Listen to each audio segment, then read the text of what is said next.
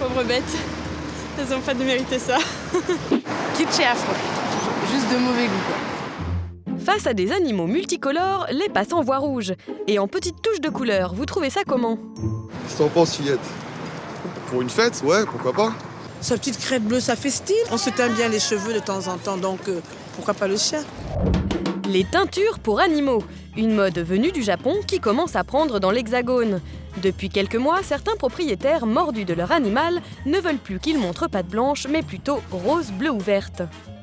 Alors ça, c'est pour le scout l'hiver. Doudoune, alors classique mais chaude. Hein. Ça, c'est pour faire peur aux chiens du quartier. Bon, et ça, alors, c'est la classe. C'est son smoking pour les mariages. Et c'est pour qui tout ça? Et oui, car cette garde-robe à faire pâlir de jalousie Pretty Woman, c'est pour son bulldog français. Car pour Frédéric, rien n'est trop beau pour Léon.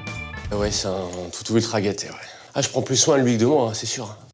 Et aujourd'hui, Léon ne se doute de rien, mais Frédéric lui prépare une drôle de surprise.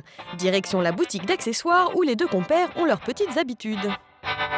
Donc tu me dis ce que t'aimes bien, là. Tu peux faire des formes, carrément. Ouais.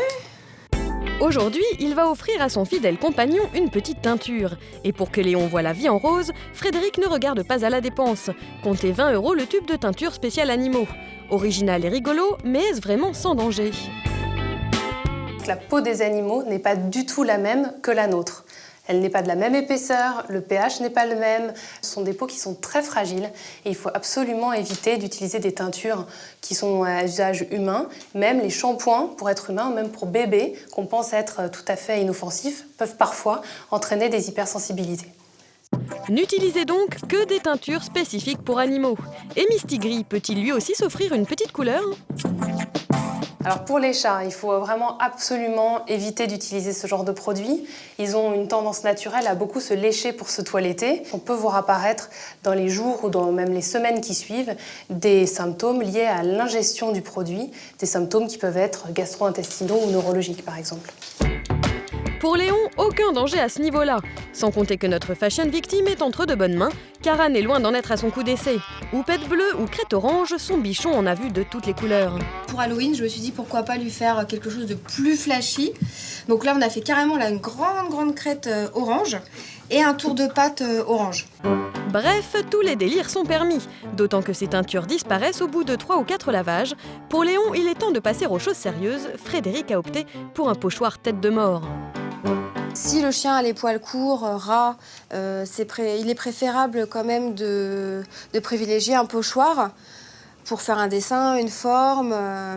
Et si le chien a plus les poils longs, c'est plus intéressant de peindre une zone ou de mettre en avant le bout de la queue, les pattes, ou faire une crête. Et si vous êtes un peu manuel, n'hésitez pas à vous lancer et prendre vous-même le look de votre animal en main. On peut faire aussi les pochoirs soi-même, par exemple avec une pochette en plastique scolaire. D'abord, vous imprimez le motif, après vous décalquez, vous découpez au cutter, et puis on arrive à quelque chose comme ça. Première étape, scotcher le pochoir. Pour éviter une épilation intempestive de votre chien, Anne a une astuce, utilisez du sparadrap. Ne reste plus alors qu'à peindre le pochoir au pinceau, et pour ce travail minutieux, une seule consigne, ne pas déborder. Après quelques minutes, Léon est plus rock'n'roll que jamais. Alors Frédéric, heureux? C'est quelque chose qui lui donne un cachet à lui, qui le personnalise. Ça sera pas le chien du voisin. Bravo, vraiment, merci. Super, je suis content. Léon volerait presque la vedette à Ashton, mais le petit bichon maltais n'a pas dit son dernier mot. On va aller faire une petite teinture? T'es d'accord? Ouais? Des violets, tu veux? Allez, viens. Pour mécher son chien, Anne a une technique bien à elle. Donc la petite astuce, c'est de prendre un carton pour poser l'oreille ou l'endroit que vous voulez teindre et bien appliquer, pour pouvoir bien appliquer la teinture. On balaye, on met des touches de couleur en fait. Oui, Titi! Oui, Titi!